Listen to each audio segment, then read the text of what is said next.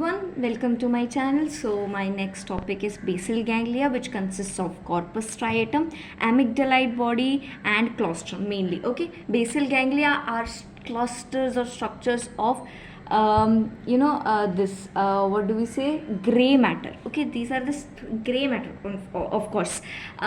White matter from outside, white matter is in the inside and the gray matter is in the outside. So certain gray matters are dispersed inside this white matter of brain. Okay, so those gray matters are these we call them basal ganglia, and they have really important functions. Okay, and if there is any disturbance, you will learn Parkinsonism, which is second to Alzheimer's disease. Also an very important clinical question in physiology also. It is a very deadly disease also, so you need to learn about that. So basal ganglia is very important, and the connections, everything is very important. So corpus striatum, amygdaloid body, which is also a part of limbic system, and also claustrum. Okay, so these are the parts. First, we are going to learn about the corpus striatum. So the corpus striatum includes globus pallidus, putamen and caudate nucleus, and so this together, and they are surrounding the thalamus. Okay, these two are called the lentiform nucleus. What all are globus pallidus and putamen? They are called lentiform nucleus, and this is caudate nucleus, and this is amygdaloid body. Okay, this is the whole parts of basal ganglia, which I have shown here. Now paleostriatum and neostriatum, these are the two terms which you need to remember. Paleostriatum, so means phylogenetically it is an older version. Okay, you need, this is related to phylogenetic relationship. Paleostriatum, that is an old one. Okay, an old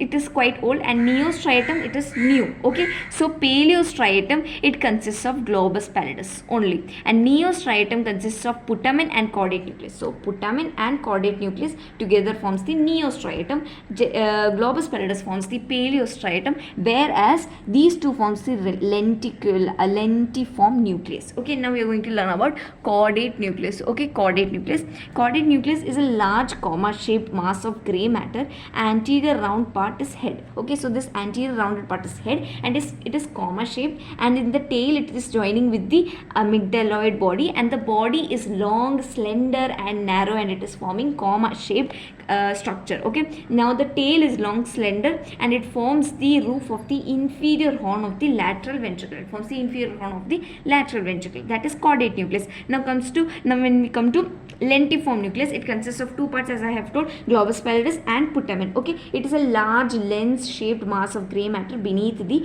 insula, forms the lateral boundary of internal capsule. So this is the internal capsule, and this forms the lateral boundary of the internal capsule, and it lies beneath the insula. You learned in cerebrum, and it is of two parts. What is it? Pallidus,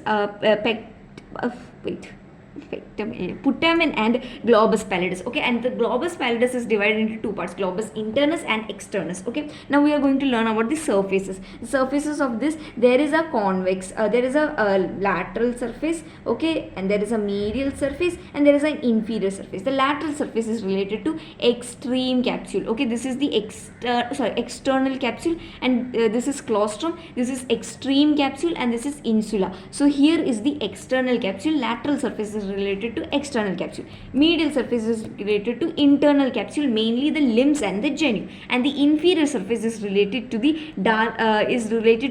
sublentiform part of internal capsule. What part? Sublentiform part of internal capsule. And the parts, now putamen is there and globus pallidus is there. So between putamen and the globus pallidus, as you can see, putamen is much darker in color due to more concentration of pigments in it. They both are separated by a thin strip of white matter, that is external medullary lamina. And like I told you, the globus pallidus is of two parts. Okay, one is internus and the other one is externus, and both of them are also separated by a thin white matter, that is internal medullary lamina. So there is external medullary lamina, internal medullary lamina. Okay, and the globus pallidus is smaller in color and lighter in color, and is the globus pallidus internus is actually quite and the globus pallidus is quite larger part than compared to putamen. Thank you.